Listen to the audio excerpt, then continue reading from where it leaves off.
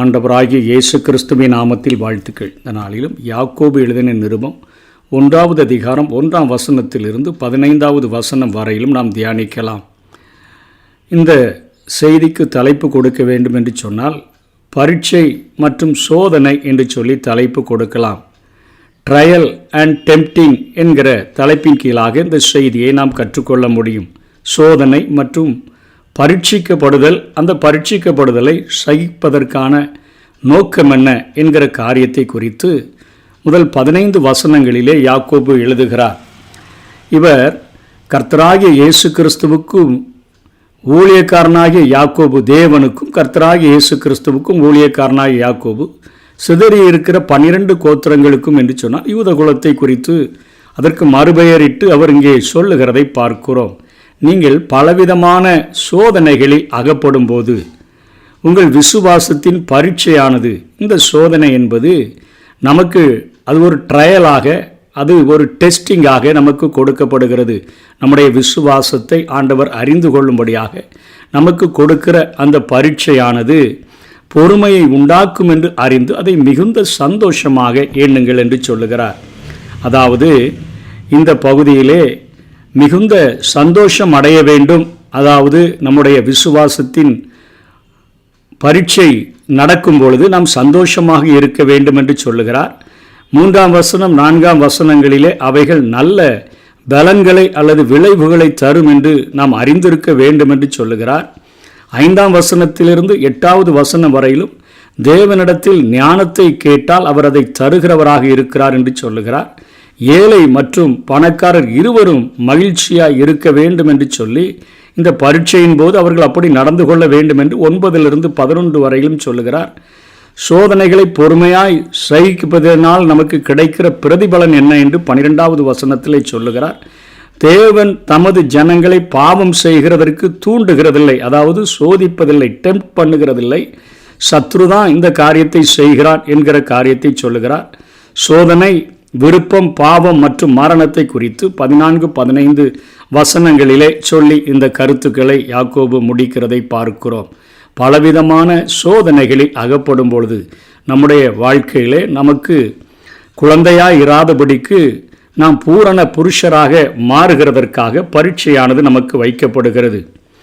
அதாவது ஒரு சிறிய குழந்தையாய் இருக்கிறவன் ஒரு சைக்கிளை ஓட்ட பழக வேண்டும் என்று சொன்னால் அவன் கீழே விழுந்து அவன் அங்கே அடிபட்டு காயத்தை பொறுத்து கொண்டுதான், வலியை பொறுத்து கொண்டுதான் அந்த காரியத்திலே அவன் பயிற்சி எடுக்க முடியும். அதனை தொடர்ந்து அப்படியே கொஞ்சம் கொஞ்சமாக ஒவ்வொரு காரியத்தையும் கற்றுக்கொள்ள வேண்டும் என்று சொன்னால் தன் தகப்பனைப் போல ஒரு பூரண புருஷனாக மாறுகிறதற்கு அநேக பரீட்சைகளிலே, அநேக காரியங்களிலே சகித்துதான் அவன் வெற்றி பெற வேண்டியதாக இருக்கிறது.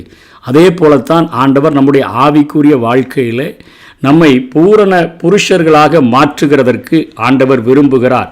எபேசியர் 4வது அதிகாரம் 11வது வசனத்திலிருந்து 15வது வசனம் வரையிலும் நாம் பார்த்தோம் என்று சொன்னால் கிறிஸ்துவனுடைய நிறைவான வளர்ச்சியின் அளவுக்கு தக்கதாக பூரண புருஷராகும் வரைக்கும் பரிசுத்தவான்கள் சீர்பொருந்தும் பொருட்டு சுவிசேஷ ஊழியத்தின் வேலைக்காகவும் கிறிஸ்துவின் சரீரமாகிய சபையானது பக்தி விரித்து அடைவதற்கும் அவர் சிலரை அப்போஸ்தலராகவும், சிலரை தீர்க்கதரிசிகளாகவும், சிலரை சுவிசேஷகர்களாகவும், சிலை மேய்ப்பர்களாகவும் என்று சொல்லி நாம் பார்க்கிறோமே.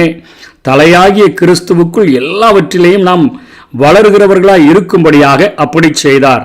நாம் எது வந்தாலும் பொறுமையோடு சகித்து கொள்ள விரும்புகிறார். ஆண்டவர் பயன்படுத்துகிற வழிகளில் ஒன்று இந்த பரீட்சையாகும். பூரண புருஷராக மாறுகிறதற்கு எல்லாவற்றிலேயும் நாம் வளருகிறவர்களாக இருக்கும்படியாக ஆண்டவர் 5 வித ஊழியங்களையும் கூட அவர் ஏற்படுத்தி வைத்திருக்கிறார். 5 வித ஊழியங்களுக்கு காரணமே குழந்தையாய் இருக்கிற நம்மை தாளாட்டுகிறதற்கல்ல, ஆவிக்குரிய குழந்தையாய் பிறந்த நாம் ஒவ்வொரு நாளும் அதிலே வளர்ச்சி அடைந்து பூரண கிறிஸ்துவின் நிறைவான வளர்ச்சிக்கு தக்க பூரண புருஷராக நாம் மாற வேண்டும் என்றுதான் அங்கே வேதம் நமக்கு கூறுகிறது. ஆகவே நமக்கு பரீட்சை வைக்கப்படுகிறபடினாலே பொறுமையை உண்டாக்கும் என்று அறிந்து அதை மிகுந்த சந்தோஷமாக நாம் எண்ண வேண்டும். கொலோசியர் 1:11 சந்தோஷத்தோடே கூடிய எல்லா பொறுமையையும் நீடிய சாந்தமும் உண்டாவதற்கு என்று சொல்லுகிறார்.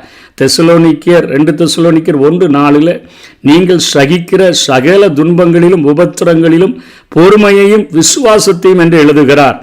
2 தீமோத்தேயு 2:12 அவரோடு கூட பாடுகளை சகித்தோமானால் அவரோடு கூட ஆளுகையும் செய்வோம் என்று எழுதுகிறார். இந்த தன்மை இல்லாவிட்டால் நம்முடைய பரீட்சைகள் நமக்கு ஒரு நம்பிக்கையை தராது, நன்மையை நமக்கு செய்யாது. நம்மை ஆவிக்குரிய குழந்தை நிலைமையிலிருந்து வெளியே கொண்டு வந்து தேவனுக்கு வாழ்வதற்காக நம்மை சிறந்ததாக மாற்றுகிறதற்காகத்தான் ஆண்டவர் இதை அனுமதிக்கிறார். ஆகவே நீங்கள் அதை பொறுமையாய் சகிக்க வேண்டும், சந்தோஷமாக எண்ண வேண்டும் என்று சொல்லுகிறார். நீங்கள் ஒன்றிலும் குறைவுள்ளவர்களாய் இராமல் பூரணராயும் நிறைவுள்ளவர்களாயும் இருக்கும்படி பொறுமையானது பூரண கிரியை செய்ய கடவுது. ஆண்டவர் விரும்புகிற அளவிற்கு நம்முடைய உள்ளான மனுஷனில் வல்லமையாய் பலப்பட்டு ஒரு ஆவிக்குரிய ஒரு வளர்ச்சி, ஒரு ஆவிக்குரிய ஒரு பெருக்கம், ஆவிக்குரிய ஒரு முதிர்ச்சி உண்டாக வேண்டும் என்றுதான் ஆண்டவர் இதை அனுமதிக்கிறார் என்று தொடங்குகிறார். உங்களில் ஒருவன் ஞானத்தில் குறைவுள்ளவனாக இருந்தால், எதற்கு இதை சொல்லுகிறார் என்று சொன்னால், ஒருவேளை உங்கள் வாழ்க்கையில் வைக்கப்படுகிற பரீட்சையின் நிமித்தமாக உங்களுக்குள்ளாக ஒரு தடுமாற்றம், ஒரு குழப்பம், ஒரு சோர்வு இவைகள் உண்டாகலாம். ஆண்டவரே, இந்த பரீட்சையானது எனக்கு எதற்கென்று வைக்கப்படுகிறது என்கிற காரியத்தை அறிந்து கொள்ளுகிறதற்கு நாம் ஒருவேளை தடுமாறுகிறவர்களாக இருந்தால், நாம் ஒருவேளை குழப்பமடைகிறவர்களாக இருந்தால், நாம் ஒருவேளை சோர்ந்து போகிறவர்களாக இருந்தால், ஆண்டவரே உம்முடைய வழிகளை அறிந்து கொள்ளுகிறதற்கான ஞானத்தை எனக்கு தாரும். நீங்கள் யாவருக்கும் சம்பூரணமாய் கொடுக்கிறவர், ஒருவனையும் கடிந்து கொள்ளுகிறவர் அல்ல. கேட்கிற எல்லாருக்கும் நீங்கள் கொடுக்கிற ஒரு ஆண்டவராக இருக்கிறபடியினால நான் உம்மிடத்தில் அந்த தடுமாற்றத்திலிருந்து விடுதலை பெறுகிறதற்கு, இந்த குழப்பத்திலிருந்து விடுதலை பெறுகிறதற்கு எனக்கு ஞானத்தை தாரும் என்று கேட்டோம் என்று சொன்னால், அவர் ஞானத்தை தந்து நம்மை ஒரு அந்த பரீட்சையின் மத்தியில் ஒரு சந்தோஷத்தோடு கூட வாழுகிற கிருபையை அவர் நமக்கு தர முடியும். எவ்வளவாயிலும் சந்தேகப்படாமல் அந்த கேட்கிற ஜெபம் கூட விசுவாசத்தோடு தான் நம்ம கேட்கணும். சந்தேகப்படுகிறவன் காற்றினால் அடிபட்டு அலைகிற கடலின் அலைக்கு ஒப்பாயிருக்கிறான். அதாவது சந்தேகப்படுகிறவன் அவன் கர்த்தரிடத்தில் எதையாயிலும் பெறலாம் என்று நினையாதிருப்பானாக. சந்தேகப்பட்டோன்னு சொன்னால் ஆண்டவரை பொய்யர் என்று நினைக்கிறோம். அவர் நமக்கு வாக்குறுதிகளை தாராளமாக ஏராளமாக தந்திருக்கிறார். அவர் உண்மை உள்ள ஒரு தேவன். மனம் மாறுகிறதற்கு அவர் ஒரு மனுஷன் அல்ல, பொய் சொல்லுகிறதற்கு அவர் ஒரு மனுப்புத்திரனும் அல்ல. அப்படி இருக்கும் பொழுது சந்தேகம் என்கிற ஒரு காரியம் வந்தாலே அது நம்முடைய வாழ்க்கையில் அவிசுவாசத்தை கொண்டு வந்து விடுகிறது. இருமனம் உள்ளவன் தன் வழிகளிலெல்லாம் நிலையவற்றவனாய் இருக்கிறான். அவன் கர்த்தரிடத்தில் எதையாயிலும் வாங்கிக்கலான்னு சொன்னால் முடியாது. அவிசுவாசம் தேவனுக்கு விருப்பமில்லாத ஒரு காரியம். அவர் கொடுத்த வாக்குறுதியை நீ பொறுமையோட நீ அப்படியே நம்பி இருந்தான்னு சொன்னால் அந்த பரீட்சையில் வெற்றி பெற்றுருவ. அதனால நீ சந்தோஷமாக இரு என்கிற காரியத்தை சொல்லி கொடுக்கிறார். குழப்பங்கள் தடுமாற்றங்கள் வந்தால் ஞானத்தை கேட்டு பெற்றுக்கொள் என்று ஆலோசனை கூறுகிறார். அடுத்தபடியாக சொல்கிறாரு, தாழ்ந்த சகோதரன் தான் உயர்த்தப்பட்டதை குறித்து மேன்மை பாராட்ட கடவன். அதாவது ஆண்டவர் புழுதியிலிருந்து எடுத்து குப்பையிலிருந்து நம்மை உயர்த்தி இந்த உலக பிரகாரமாக மாத்திரமல்ல உன்னதங்களில் அவரோடு கூட உட்கார வைக்கிற ஒரு அனுபவத்தை நமக்கு தந்திருக்கிறார் என்றுதான் பவுல் எபேசியர்களுக்கு எழுதுகிறார். கிறிஸ்துவோடு கூட நம்மை அக்கிரமங்களிலும் பாவங்களிலும் மரித்திருந்த நம்மை எழுப்பி உன்னதங்களில் அவரோடு கூட உட்கார வைக்கிற ஒரு உயர்ந்த ஒரு உன்னத ஆவிக்குரிய அனுபவத்தை தான் அது தாழ்ந்த சகோதரனுக்கு ஆண்டவர் தந்திருக்கிறார். ஐசுவரியவானும் தான் தாழ்த்தப்பட்டது குறித்து மேன்மை பாராட்ட கடவன். அவனுக்கும் ஆவிக்குரிய நிலையில் ஒரே இடம்தான் கிடைத்திருக்கிறது. அவனும் அக்கிரமங்களிலும் பாவத்திலும் மரித்திருப்பான் என்று சொன்னால் அவனையும் உயிர்ப்பித்து கிறிஸ்துவோடு கூட எழுப்பி அவனையும் உன்னதங்களில் உட்கார வைத்திருக்கிறார்.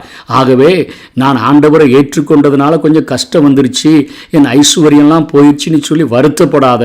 உன்னை உன்னதங்களில் அவர் உட்கார வைத்திருக்கிறார். ஏன்னா ஐஸ்வர்யத்தை நீ நம்பிராத, அதை காட்டிலும் மேலான ஒரு ஆண்டவரை நம்பு. நம்பு. நீ ஐஸ்வர்யத்தை நம்பினால் புல்லின் பூவைப் போல நீ ஒளிந்து போயிருவ. சூரியன் கடும் வெயிலுடன் உதித்து புல்லை உலர்த்தும் பொழுது அதன் பூ உதிர்ந்து அதன் அழகான வடிவு அழிந்து போகும். ஐஸ்வர்யவானும் அப்படியே தன் வழிகளில் வாடி போவான். ஆகவே ஐஸ்வர்யவான் ஒருவேளை தாழ்த்தப்பட்டான் என்று சொன்னால், ஒருவேளை செல்வங்கள் குறைவுபட காரணமாயிற்று என்று சொன்னாலும், அவன் தன்னுடைய ஆவிக்குரிய நிலைமையில எப்படி ஒரு ஏழையை ஆண்டவர் கிறிஸ்துவோடு கூட எழுப்பி உன்னதங்களில் உட்கார வைத்திருக்கிறாரோ அதே போல ஒரு உன்னத அனுபவத்தை எனக்கும் தந்திருக்கிறார் என்று சொல்லி அவன் மேன்மை பாராட்ட வேண்டும் என்று சொல்லுகிறதை பார்க்கிறோம். அதனை தொடர்ந்துதான் சோதனையை சகிக்கிற, இந்த பரீட்சையை சகிக்கிற மனுஷன் பாக்கியவான், அவன் உத்தமன் என்று விளங்கின பின்பு கர்த்தர் தம்மிடத்தில் அன்பு கூறுகிறவர்களுக்கு வாக்குத்தத்தம் பண்ணின ஜீவ கிரீடத்தை பெறுவான். இது ஒரு வாடாத கிரீடம், இது ஒரு நிரந்தரமான ஒரு கிரீடம், இது ஒரு நித்திய கிரீடம். வாடி போகிற கிரீடங்களை பெற்றுக்கொள்ளுகிறதற்காக எத்தனை இச்சையடக்கம் உடையவர்களாக இன்றைக்கு இருந்தும் மக்கள் போட்டிகளில் கலந்து கொள்ளுகிறார்கள். நீங்கள் உங்களுக்கு வைக்கப்படுகிற பரீட்சையில், உங்களுக்கு வைக்கப்படுகிற ட்ரையலில், உங்களுக்கு வைக்கப்படுகிற டெஸ்டிங்கில் நீங்கள் சகிச்சிங்கன்னா, சந்தோஷமாக இருந்தீங்கன்னா நீங்கள் பாக்கியவான், நீ உத்தமன் என்று விளங்கின பின்பு கர்த்தர் தம்மிடத்தில் அன்பு கூறுகிறவர்களுக்கு வாக்குத்தத்தம் பண்ணின ஜீவ கிரீடத்தை பெறுவான் என்று சொல்லுகிறார். 13ஆம் வசனத்தில் தான் இங்கே அவர் சொல்லுகிறார் டெம்ப்டிங், அதாவது சோதனை. ரெண்டுக்குமே தமிழ் டிரான்ஸ்லேஷனில் சோதனை என்று வருகிறபடினாலே நாம் குழம்புகிறோம். இங்கே சோதனை என்பது பாவ சோதனையை குறிக்கிறது, ஈர்ப்பு சோதனையை குறிக்கிறது, இச்சையின் சோதனையை குறிக்கிறது. சோதிக்கப்படுகிற எவனும் நான் தேவனால் சோதிக்கப்படுகிறேன் என்று சொல்லாதிருப்பானாக. பரீட்சையை தான் ஆண்டவர் வைப்பார், ஆனால் பாவ சோதனையை ஆண்டவர் கொடுக்கிறதில்லை. சத்துருவானவன் ஒவ்வொரு நாளும் எவனை விழுங்கலாமோ என்று சுற்றி வகை தேடி திரிகிறபடியினாலே, பாவம் வாசப்படியில் படுத்திருக்கிறபடியினாலே அவன் நம்மை சோதிக்கிறவனாக இருக்கிறான். நாம் தேவன் பொல்லாங்கினால் சோதிக்கப்படுகிறவர் அல்ல, ஒருவனையும் அவர் சோதிக்கிறவரும் அல்ல. அவனவன் தன் சுய இச்சையினாலே இழுக்கப்பட்டு இந்த சுய இச்சையை, கண்களின் இச்சையை, மாம்சத்தின் இச்சையை, ஜீவனத்தின் பெருமையை, இந்த உலகத்தினால் உண்டானவைகள் எல்லாமே சத்துருவால் உண்டானவன். ஆகவே அவனுடைய மாம்சம் மண்ணிலிருந்து எடுக்கப்பட்டபடினாலே இந்த உலகத்தில் படைக்கப்பட்டவைகளின் மேல் அவன் இழுக்கப்படுகிறான், அதிலே சிக்குண்டு அவன் சோதிக்கப்படுகிறான். இது அவனுடைய சொந்த விருப்பத்தினாலே, சொந்த இச்சையினாலே சத்துரு அவனை அதிலே விழத்தள்ளுகிறான் என்று சொல்லுகிறார். பின்பு இச்சையானது கற்பந்தரித்து பாவத்தை பிறப்பிக்கும், பாவம் பூரணமாகும் போது மரணத்தை பிறப்பிக்கும் என்று சொல்லுகிறார். இது பாவ சோதனையை, இது ஒரு சுய இச்சையினால் இழுக்கப்பட்டு சிக்குண்டு சோதிக்கப்படுகிற சோதனையை குறிக்கிறது. முதல் காரியம், நம்முடைய ஆண்டவருக்கு பிரியமாய் நாம் நடக்கும் பொழுது நம்முடைய விசுவாசத்தில் வைக்கப்படுகிற காரியமானது அது பரீட்சை என்று அழைக்கப்படுகிறது, அது ட்ரையல் என்று அழைக்கப்படுகிறது. எப்படி ஒரு ஸ்டூடெண்ட் ஒரு கிளாஸ்லேருந்து இன்னொரு கிளாஸுக்கு செல்லுகிறதற்கு அவனுக்கு டெஸ்ட் வைக்கப்படுகிறதோ, பரீட்சை வைக்கப்படுகிறதோ, அந்த காரியம்தான் நடக்கிறது. நாம் குழந்தை பருவத்திலிருந்து முன்னேறி முன்னேறி முன்னேறி கிறிஸ்துவினுடைய நிறைவான அந்த வளர்ச்சியின் அளவுக்கு தக்க பூரண புருஷராகிறதற்கு இந்த காரியம் வைக்கப்படுகிறது. ஆனால் பாவ சோதனையானது சத்ருவினால, நம்முடைய சுய இச்சையினால நமக்கு அது வருகிறது. ஆகவே அதில் நீ நிலைத்திருந்தானா பாவம் பூரணமாகும்போது ஆவிக்குரிய மரணத்தை உனக்கு கொண்டு வந்துவிடும். ஆகையால் என் பிரியமான சகோதரரே, மோசம் போகாதிருங்கள் என்று சொல்லி யாக்கோபு முதலாக தன்னுடைய 12 கோத்திரங்களுக்கும் யூத குலத்துக்கு அவர் எழுதுகிறார். நமக்கும் இன்றைக்கும் இந்த வார்த்தைகள் ஆவியானவரால் கொடுக்கப்பட்டிருக்கிறபடினாலே நமக்கு வர வைக்கப்படுகிற பரீட்சையில், நமக்கு வைக்கப்படுகிற ட்ரையலில், நமக்கு வைக்கப்படுகிற டெஸ்டிங்கில் பொறுமையாக இருந்து சந்தோஷத்தோடு கூட இருந்து ஆண்டவரிடத்தில் நாம் ஒரு பொறுமையாய் காத்திருப்போம் என்று சொன்னால் நிச்சயமாக நமக்கு ஜீவ கிரீடத்தை, நிறைவான பலன்களை தந்து ஆண்டவர் நம்மை ஆசீர்வதிக்கிறவராக இருக்கிறார். ஆகவே அதற்கு கீழ்ப்படிவோம். ஆண்டவருக்கென்று நாம் பொறுமையோடு கூட நமக்கு வைக்கப்படுகிற பரீட்சையில் நாம் சந்தோஷமாக இருப்போம். கர்த்தர் தாமே நம்மை ஆசீர்வதிப்பாராக. ஆமென்.